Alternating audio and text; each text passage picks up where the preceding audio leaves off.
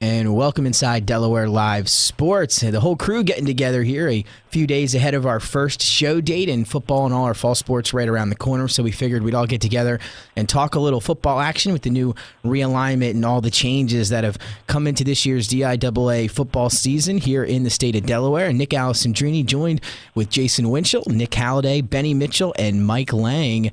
Guys, how we doing on this Friday afternoon? Again, a few days till we debut our show, but fall sports just around the corner. Jay, how are you? I'm doing well. It's been a busy summer. Mike Lang, how you doing? I'm good. I'm not going to know what to do with myself. No concert tonight. That's right. Mike had a party week. I'm sure we'll talk about that in a little bit.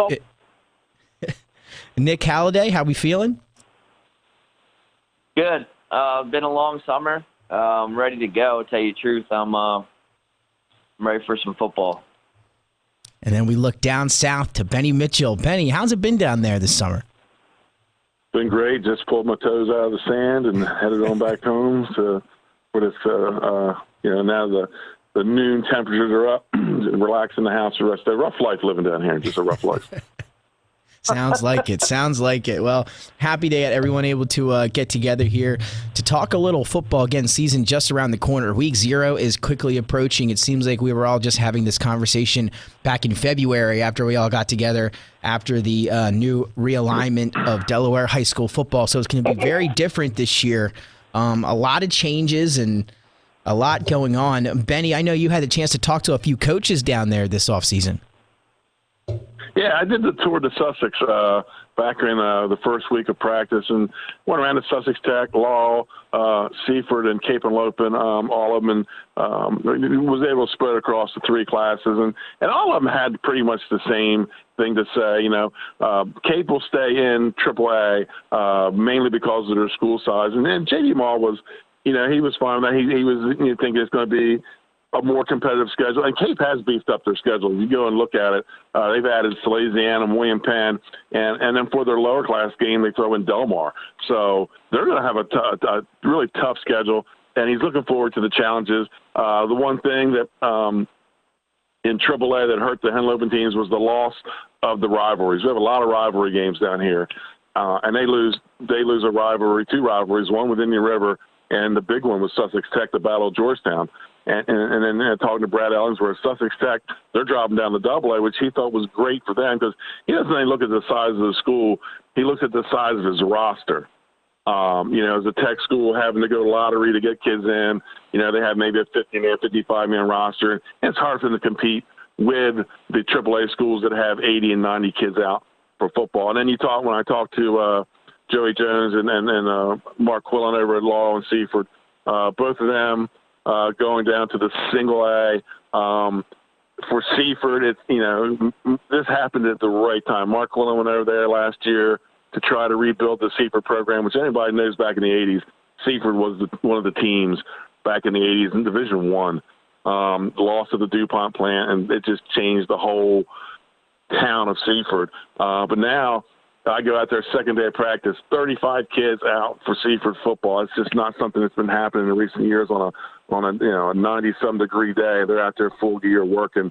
And then I think for the team I thought benefited the most out of this four, it's going to be Laurel. I think Laurel will be the team to beat in single A because if you look at the Henlopen South in recent years, it's been Woodbridge or Delmar and Lake Forest, and then it's been Laurel. And they have played tough competitive games with those 3 schools. And now they drop down to single A, and I think they might be the team to chase. Yeah, definitely a good point. This is going to be a very interesting season, or at least first season with this new realignment.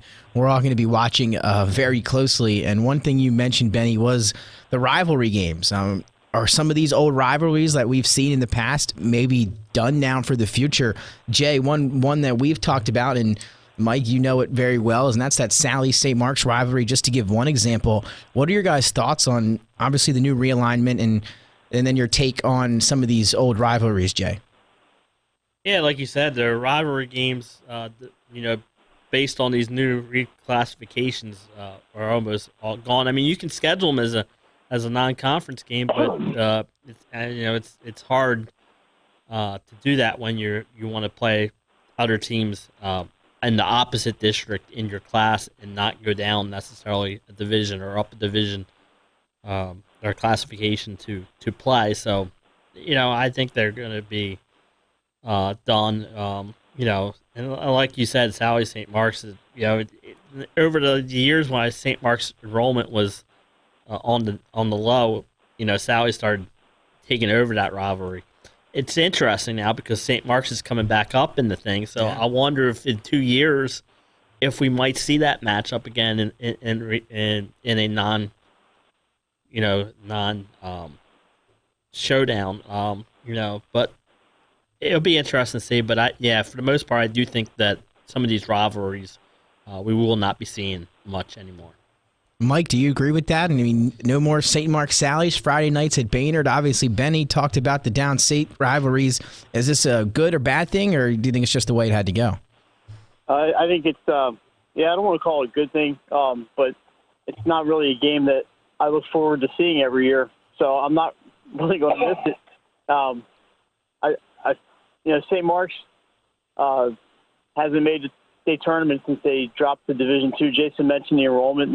It's on the upswing. They're getting a lot of kids in there now. But, obviously, if Joey Wright's done a good job down there, and if they can continue to build the program, maybe they move up to Class 3A in 2 years. And I'm rooting for St. Mark's. I like Joey Wright. I like the kids down there, and I've always had good experiences there. But I'd rather see competitive games, and if it means that Sally St. Mark's has to get sacrificed, I'm okay with that.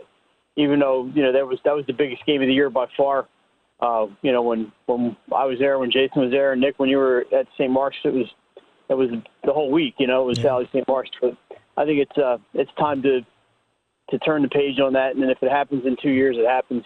But I'm excited about the games that are on the schedule.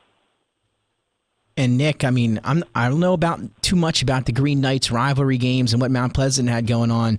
How do you feel about that? Yeah, the rivalry games, I get long traditions, something to get pumped for. But look at the Harvest Bowl. I look at that was gone for years. Look at the excitement it brought back now that Middletown and Smyrna are playing on the same level, and I think that's what you get from the realignment is the competitiveness being back on the same level. I mean, can you imagine the St. Mark's Sally's game being off for 4 years and then coming back and after Sally's has beaten St. Mark's for the last few years, like you said, with the enrollment down, that it's a competitive game? Can you imagine that night? I mean, it's going to be like Smyrna Sally's was a couple years ago, 8,000 kids there, Mm-hmm. So I like it. It's new competition. It's more of a level playing field. Mount Pleasant used to play Concord and Brandywine and, Newark, and all those teams used to be our rivalry, and don't get me wrong, we all get excited when those games come around, but I just like the level of the playing field now and making the teams, because let's be honest, the state's moved up and down the coast, up and down from top to bottom, and Benny can attest to that. He doesn't like us upstaters down there all summer, and, different things like that. Block on my intersection. Yeah, we're all in the same state, so we're all fans of all this. But to me, it was needed. Is it better? I don't know.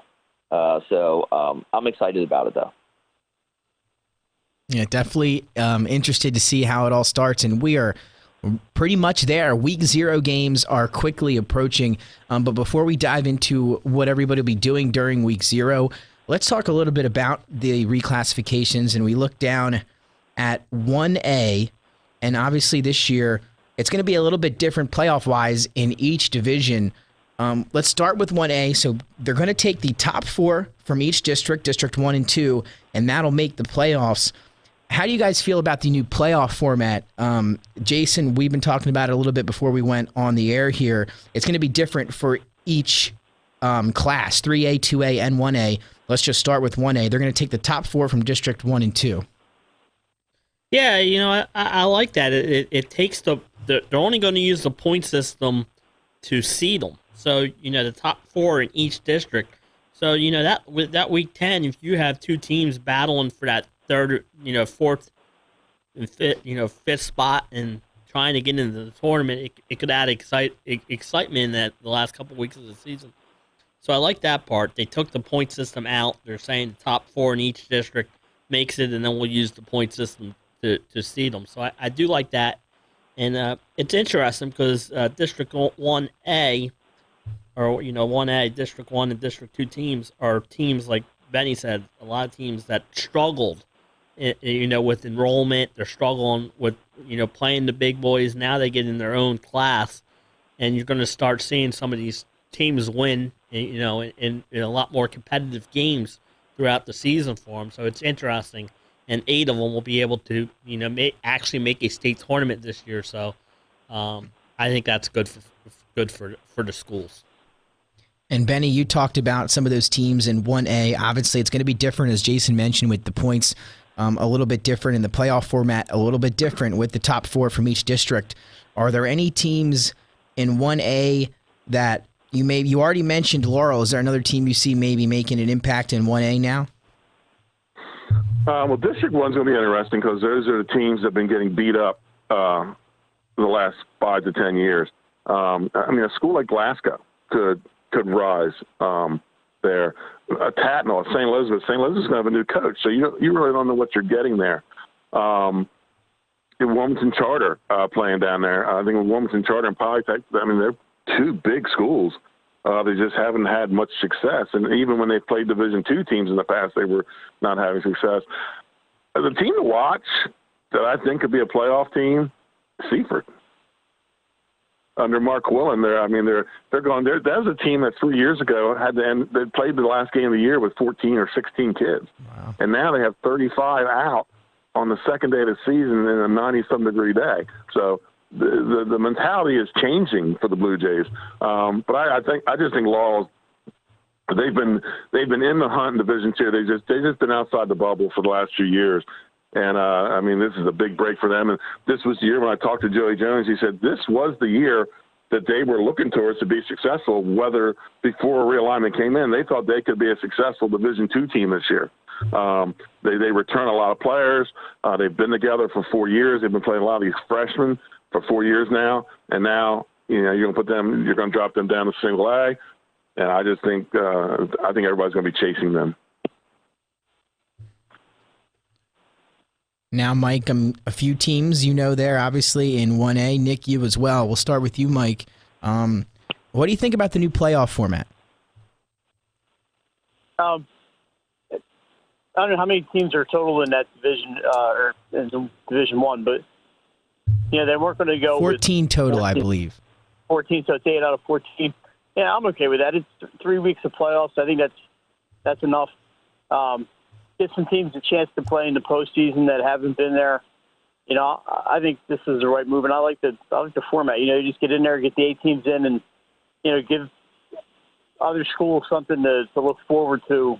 The possibility of playing in the tournament, and teams that would never have a chance in that in the 2-division format are going to have a shot, and it'll be exciting. I know Benny mentioned Wilmington Charter. I haven't been over there for football practice, but I've seen their social media. They're excited. They got something to play for, and I think they're ready to go. So schools like that, it'll be interesting to see what happens. But yeah, sure, why not? 8 teams is good.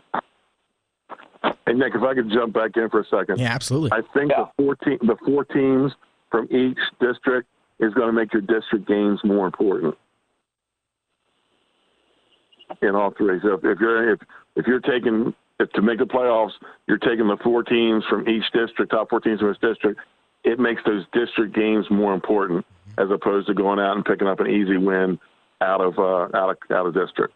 So now the district games mean more. Absolutely, no doubt about that. And Nick, obviously, you look at 2A. That has the most teams in it. There's 3 districts. They're going to do the playoffs the same way, top 4 in each district. So 1 through 12 will be seeded, if I'm correct, Jay, right? Correct, yeah. And that'll be a 4-week-long playoff. Nick, that has a lot of teams in there at 2A, pretty much the middle of the pack way. How do you feel about the way they've organized that, and what do you see happening in 2A in those 3 districts? I like it, and I think it's the most entertaining because of all the teams. And and all the chances that you're going to see good games coming out of with all these teams in there. I mean, obviously it being the biggest one, each game is going to be so important. So each one of those games is going to be hard fought, I believe. And again, I think the realignment just does very well for the level of the competition. I mean, one of the big things that sticks out to you is Howard because of their success. We talked about this before. Because of their success in the last few seasons and what they've done, should they be in the 3A or should they stay in the 2A? We're going to see how that goes. I mean, obviously, I think they're our standout team here. Again, just going back to their success, but you have some good teams in here. Looking at it at the breakdowns now, and Caravel, Redline, Archmere. Archmere's had good success. They got a good team this year. Quarterback coming back, some really good players on that team. Woodbridge, Wilmington Friends. We always have that rivalry. That's a great battle there. And I think that we should go with the 4. I mean, it's going to add a little bit more to the playoffs, but to me, it's just more entertainment. I mean, that's what we love. So I'm excited, and I don't know how it's going to turn out, but we'll see. There's a lot of teams in there. There's a lot of upcoming teams too. I mean, yeah. I say upcoming, but they were teams. I mean, St. Mark's, I got to see them this year, 7-on-7, looking good. McCain, actually looking good. Got some size on their line. Delcastle, you'd be surprised. I saw Delcastle 7-on-7 this year. New coaching staff, new players. I don't know. I like this realignment. I like this class, and I'm okay with how they set it up, and I think it's going to be fun to cover. And Jay, sticking with 2A here, obviously we talked about the number of teams in it, the middle of the pack, if you will, here in Delaware high school football. Is there a team you see on that list that you'll be looking out for this year, or that you think maybe the reclassification will help out in a way? I'm looking at a team like maybe Brandywine or Concord, teams that have been 5-5, 6-4 the last few years. Now they're in a more competitive district. And Brandywine's in a tough one. I mean, they get Archmere, Howard, Mount Pleasant, Tower Hill, Friends, AI. And it's a tough district, but they have a chance with 4 teams from that district making the state tournament. Like Benny said, those district games now become important. If you can win some of those district games against AI and a Mount or a Tower and Friends, you can get yourself up there finishing in the top 4 in that district. And so a team like Brandywine and a team like Concord, they're always right around the outside looking in, right around 500 seasons. It gives them a chance, I think, and I do like that. Benny, is there any team in 2A, 1, 2, or 3 district that you're kind of looking out for this year? Yeah, I think District 3, 2A is the most competitive district in the state. Not the best in the state, the most competitive district in the state. Look at you have in there. You have Caravel, Delmar, Lake Forest, Milford, Red Lion, Sussex Tech, Woodbridge. Pick a winner. Just right now, somebody pick a winner. You go back 12 years, all but 2 of those teams have won state titles. Sussex Tech, they won a state title in 93 or 90 or 93. Red Line hasn't won one, but Caravel, Delmar, Lake Forest, Milford, and Woodbridge, they've won state titles. They've been state championship teams. Now they're all those 7 are battling for 4 spots. That's true. You jump over. I like District 1 too. Don't sneeze at Concord. They have killed dreams in the last few years. They haven't made it themselves, but they've knocked teams out of playoff contention over the last several years. DMA up and rising, St. Mark's, Newark. Nick talked about McKean, and then you have those other District 2. I just think District 2, Double A is going to be the most competitive class, with District 3 being the most competitive district. You know what? Absolutely. I would agree with you on that one. Looking down at District 3 and 2A, you got, like you said, it's going to be very, very interesting to see come the end of football season. We're to fast forward how all of this is going to play out, but that's why we're here, and we're excited to see how it all plays out. And like I said, I challenge somebody to put their paycheck down right now and pick the District 3 champion. Yeah, see, I could have came to you with that question, Benny. See, I'll leave you off the hook there. Right. I don't get a paycheck though, so we're good. Then, Mike, over to you now again. District 1, 2, and 3. We're looking at 2A. It's the top 4 again that they're taking. There will be buys. The playoffs expected to be 4 weeks long. So again, 2A has the most teams. It could be the most competitive. Mike, you feel that way? Yeah, I don't have a list of the teams in front of me, so it's tough for me to see who's in every division. But I think that Benny said the one district of that class. The wording here is kind of awkward, but I think that it's going to be that way all across the Division II or the Class 2. That these teams are so evenly matched, it's going to be a lot of fun to watch. You mentioned teams that really benefit. I'm looking at Nick Alessandrini, your alma mater. Yeah. They came so close last year. They've been close and just haven't been in the playoffs. But I think if they don't make it this year, I'll be shocked. I think St. Mark's has a really good team because I think it's going to be a real good move for them. And I also like I agree with Benny. Archner's got a lot coming back, and I think that Coach Blaise, he always has those guys playing well. So I think Archner and St. Mark's will be right back there, and a lot of the other teams. The one thing I did want to mention was with Tower Hill being in that classification, it's really a boost to the strength of schedule for them. So I'll be interested to see how they do against a tougher schedule before they get to the postseason.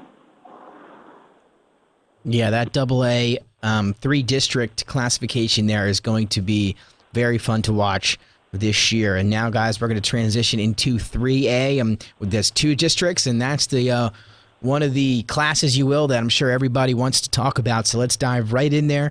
3A, 2 districts. In District 1, you've got Appoquinimink, Hodson, Middletown, Sally's, St. George's, and William Penn. And then in District 2, you've got Cape Henlopen, CR, Dover, Smyrna, and Sussex Central. Jay, there's some powerhouses in there at 3A, and it's going to be an exciting season with a lot of these teams in a new format. Yeah, it is, and like you said, I mean, look at those districts. I mean, they're heavyweights going at it, and then you can have the cross district games this year. Like we're going to see Smyrna, Slasianum, Smyrna, Middletown, Slasianum, Cape. William Penn, Sussex Central to kick off the season. So a lot of interesting matchups, especially in the district and cross district games. So it's going to be a fun season in that 3A, and it's the only one where all 11 teams make the state tournament, and so it's going to come down to seeding. Because the top 5 seeds will have a bye. So, it's going to be interesting, and it's going to make those district matchups entertaining because you're probably going to see that team that you played in the state tournament. Yeah, and Jay, you just talked about it. One of the big things here is, as opposed to Class 1A, where you get the top 4 from each district, Class 2A, the top 4 in each district. Yes, 3A is the smallest class, if you will, but like you mentioned, an open tournament where all teams will get a chance to make it, so the seedings come more into play in terms of seeding placement for that tournament. Again, 5 buys. And Benny, we just talked about it, 3A, open, every team makes it. What are kind of your initial thoughts on the playoff format for 3A, and when you saw those 2 districts unveiled back in February, what did you kind of think of that? Well, I thought if you take the whole state, all the teams in the state, I'm going to call District 3A, AAA, the fun bunch. I mean, we're going to see some fun football there. We're going to see a lot of spread offenses. We're going to see bigger lines, and like Jason referred to, the heavyweights. These are the teams that they've been, even when they've not won the old Division I state championships, they've been knocking down Division II teams, for a while, and we got some great matchups. Opening night, Slays-Anham and Cape and Lopin. Slays-Anham, see if they come as advertised year in and year out. Cape and Lopin's huge. I've been out there a couple times. One half of their line is over 300 pounds. 3 guys over 300 pounds. They won a 7-on-7 tournament down here, but like J.D. Moss said, they probably throw that ball more that day than they're probably going to throw all season. J.D. Moss is 2 tight ends, running between the tackles, and he's got the line to do it. The only thing with Cape is they're kind of paper thin. They don't have a lot of depth, so they're not going to be able to afford many, if any, injuries this year. But we're going to say they're going to have right off the bat Sally's, Woodbridge, and William Penn. Wow. A game we've not seen a lot of. So like J.D. Moss said, it's time to build some new rivalries. With some of with the small class in the 2 districts. I understand why they went to the open tournament with at that time. There was no plan for how they select tournament teams. So these guys, being a small division, they had to be careful who they scheduled at that time because they didn't know what the points were going to look like. So, I thought it was a good idea, with 11 teams to go ahead and open division. Maybe in 2 years they'll throw one team up, make it 12, and they can change that. But it really just stay with it maybe because you're going to have 12 teams in AA anyway, so you're going to have 4 weeks playoffs. Yeah, Nick, obviously same thing there. Heavyweight, some of the best that we have to offer here in Delaware high school football. Again, an open tournament. How do you feel about the open tournament?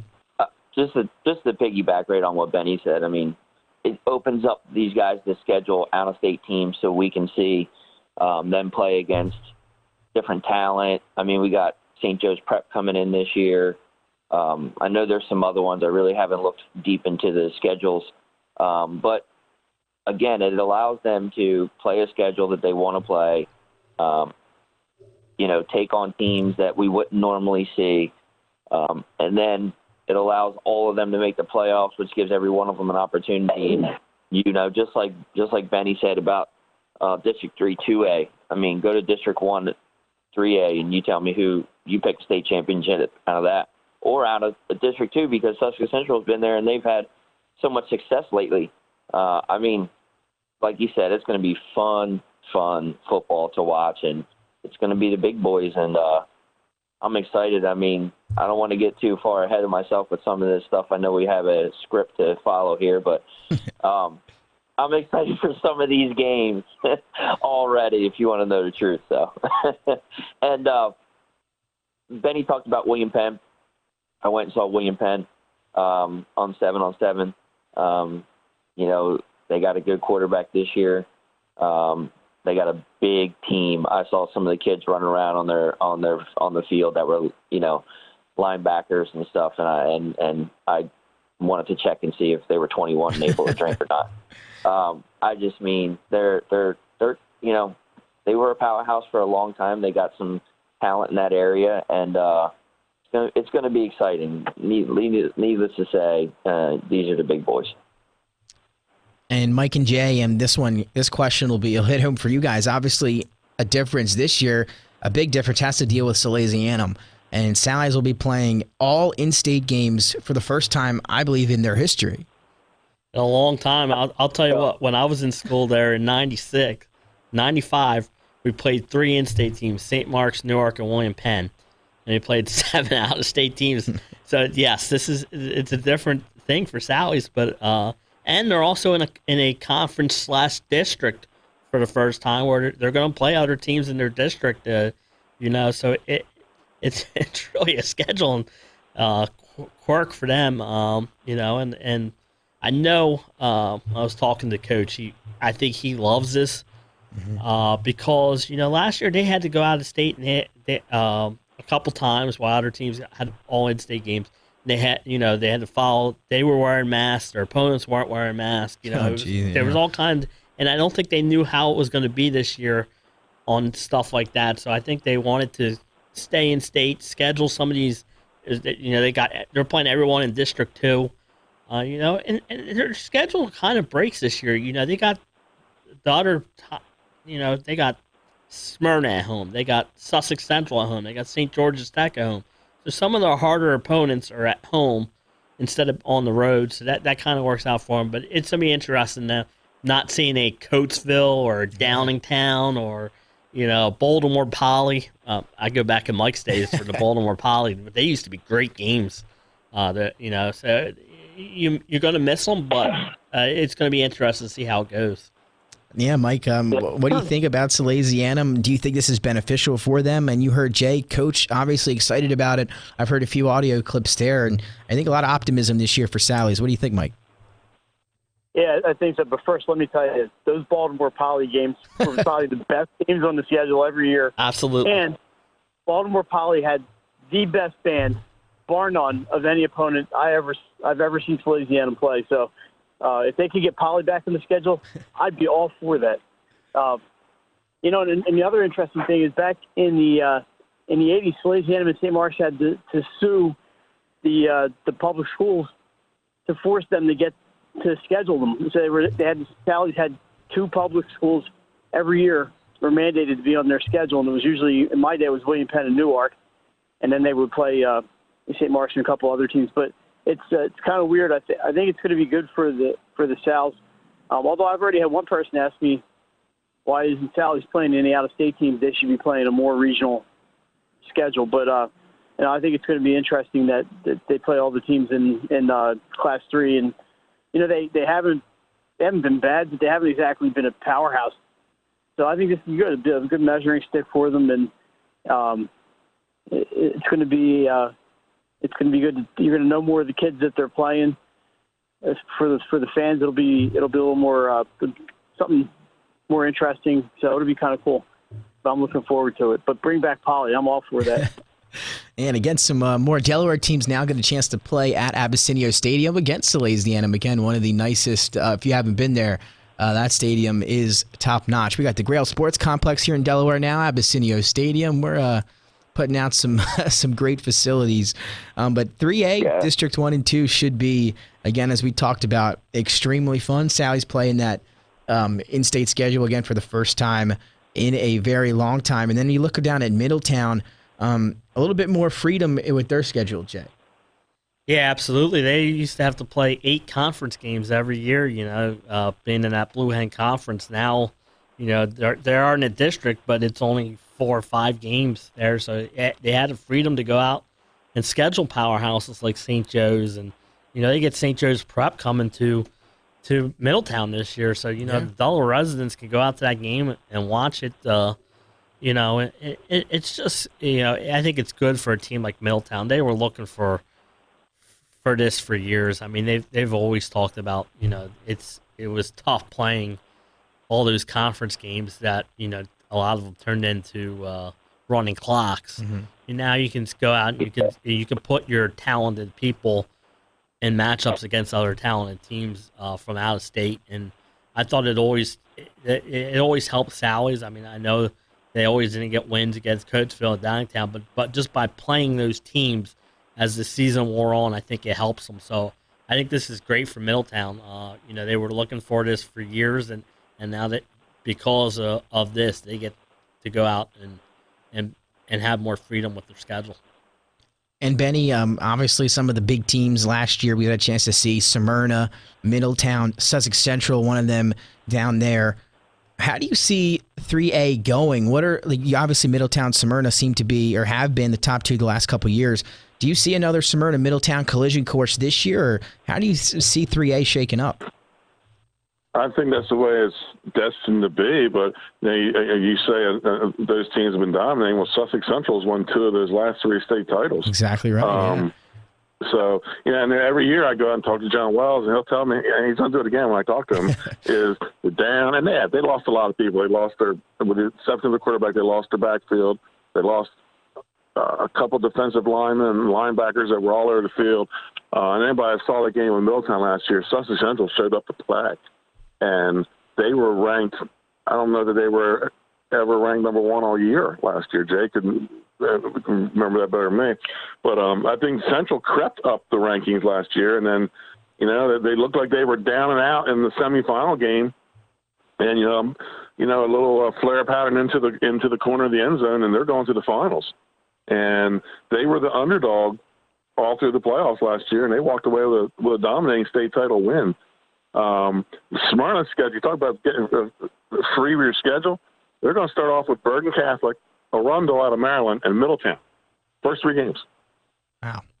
So good thing that it's a open tournament for the state tournament, because that's a potential 3 losses. I don't know. It's also a potential 3 wins. Smyrna they're Smyrna, and over the last couple of years, they run that spread as well as anybody. Yeah, and you mentioned it, Benny. Sussex Central, maybe the most impressive team too. They still kind of fly under the radar. Middletown, Smyrna, but they have been maybe the best these last couple years here in the state of Delaware. Continued success for the Golden Knights, and obviously a guy that we didn't have to get a chance to see play last year. He'll be coming back this year for Middletown. That's Braden Davis. He is committed to South Carolina. Benny, what do you think about his impact he's going to have on this Middletown roster? I never got to see him play, because the first time I got to do a Middletown game, he went to Florida last year. So I've never really got to see him play in person. But I think it adds a lot to the Middletown team. And to have it was a 4-star, 5-star quarterback in your backfield here in the state of Delaware. But then, Smyrna, they get the same exact thing. Local kid, went to DeMatha for 2 years. And now he's back for Smyrna. So both teams are coming in with high-quality quarterbacks. And 3A going to be very interesting to see. Nick, you and Glenn did a lot of those Smyrna games last year, some Middletown too. Is that the way you see it go this year in 3A?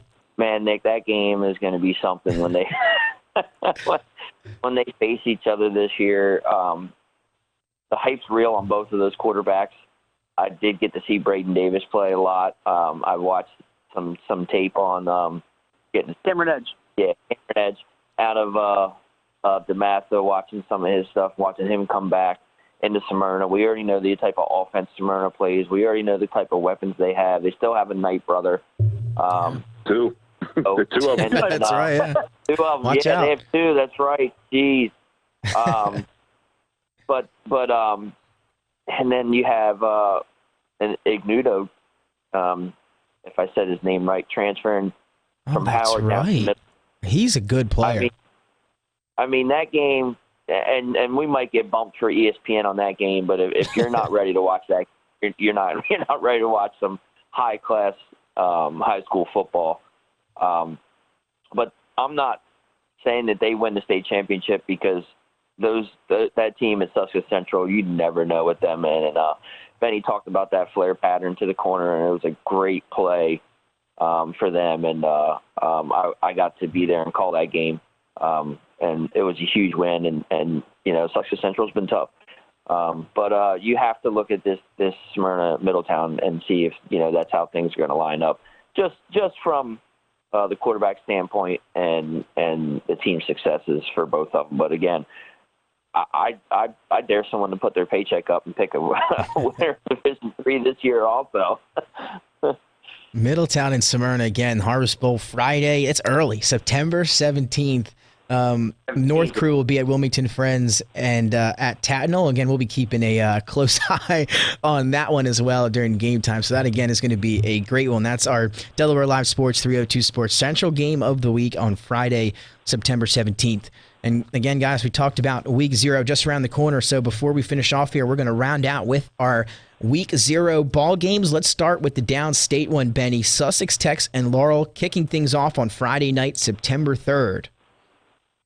Hey, well, yeah, it's my birthday, by the way, too. So Happy birthday. Big birthday present there. Yeah. So, hey, when you're Sussex Tech and you're playing any other team in Sussex County, it's a rivalry.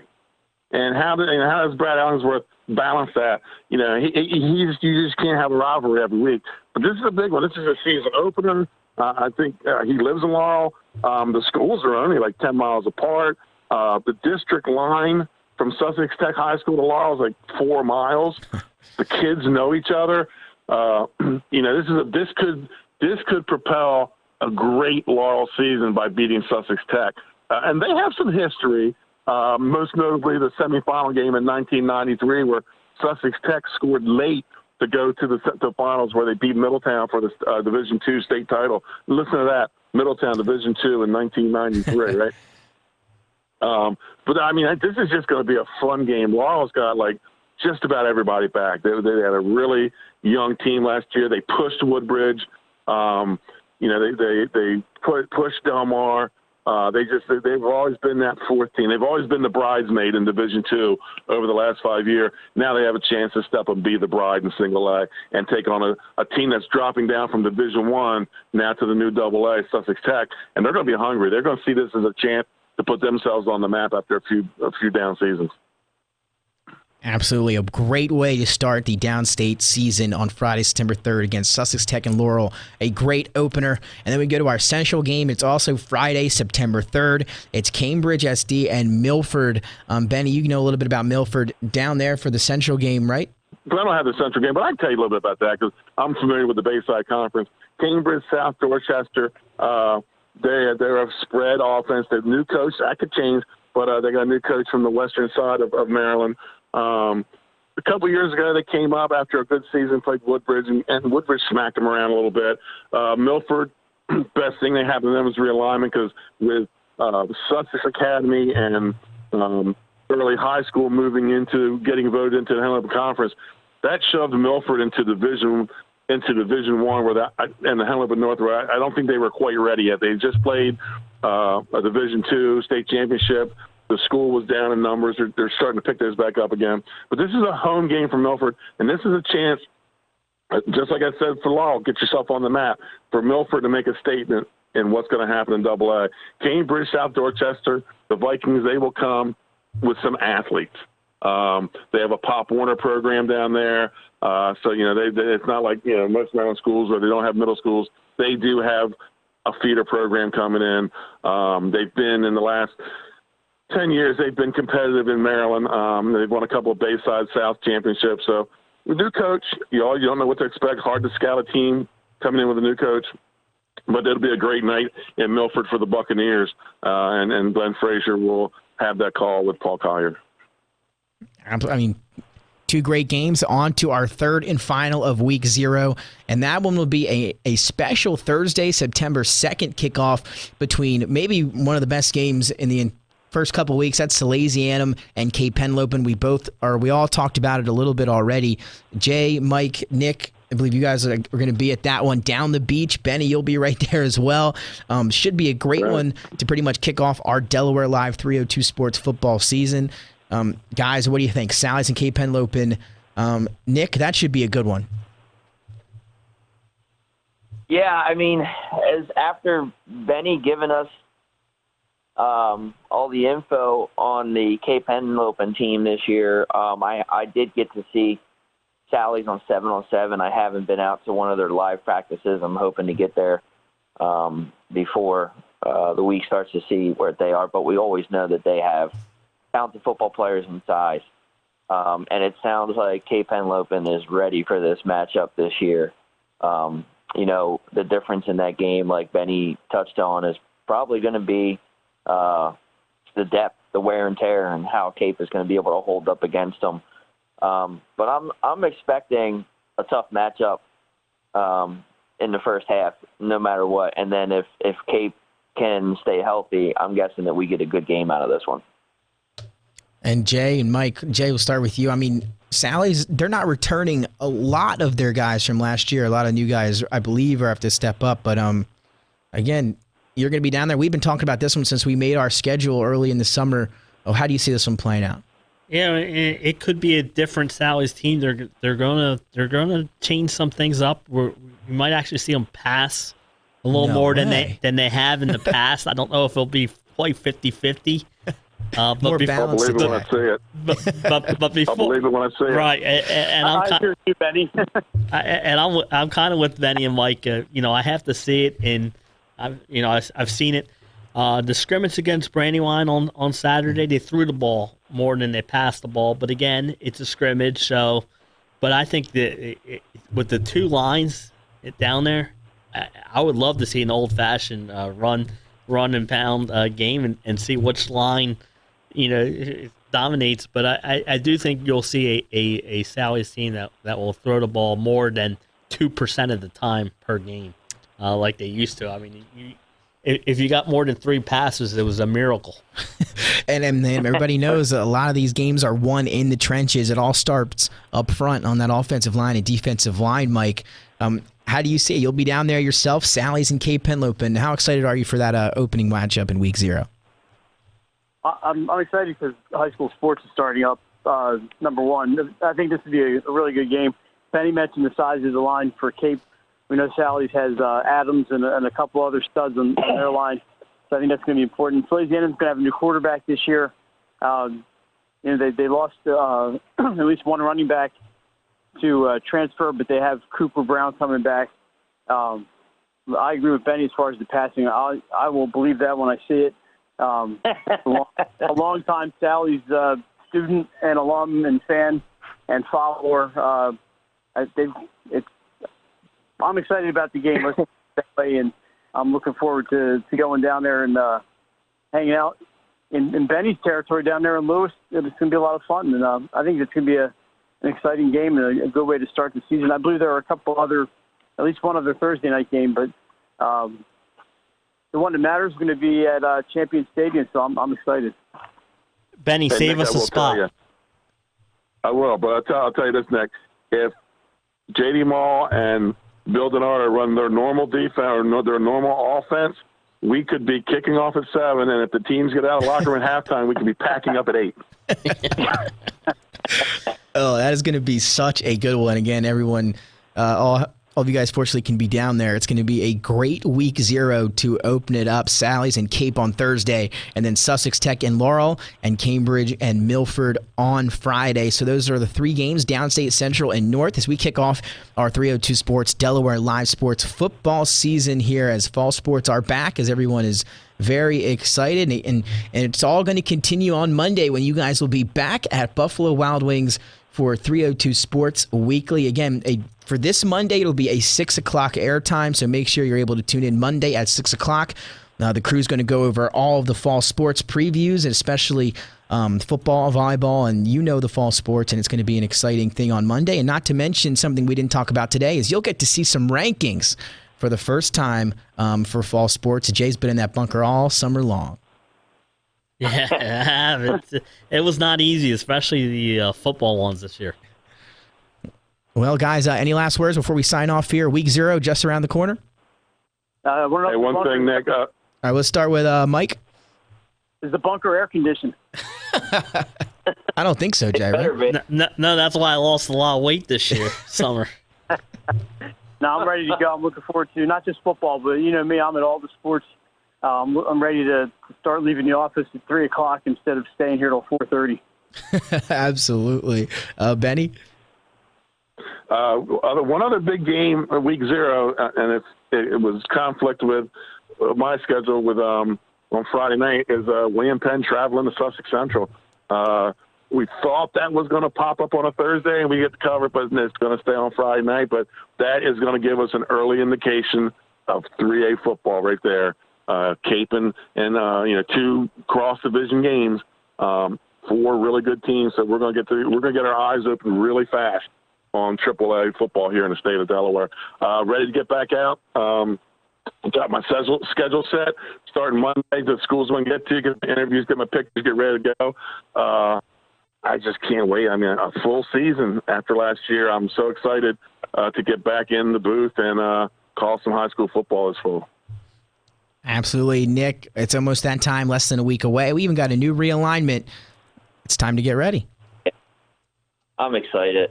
Like Benny said, I just can't wait for a full season. Hopefully everything goes well. We can all get back to what we knew before COVID and everything like that. Watching these guys, these kids play and being in the booth calling games and having a great time doing it. So we appreciate everybody, all of our fans. I appreciate all your guys' hard work for these things and what we do. Man, I'm ready to just get back to it. Absolutely. We're all just, again, less than a week away. It's all been on our calendars. And Jay, obviously the rankings come out Monday. Everyone will get their first chance to check some of those out. Any sneak previews, any teasers you want to send going into Monday? No, tune in Monday night and see what happens with these rankings. I'll tell you what, all of them were not easy this year, especially some soccer ones and volleyball. And this volleyball tournament might be the most competitive this year. So it's going to be interesting, but tune in and check out the rankings. Going to be interesting. We'll have some week 0 commentary, too, for break down some of these football games that are coming up. Monday at 6 o'clock. You can catch that on the Delaware Live Sports YouTube channel back at Buffalo Wild Wings for this upcoming year. Well, that'll do it for our football conversation. It's going to be a new year, new realignment, a lot of new things here in the state of Delaware for high school football. For Nick Alessandrini, Jason Winchell, Mike Lang, Benny Mitchell, and Nick Halliday, we will see you Monday night for 302 Sports Weekly.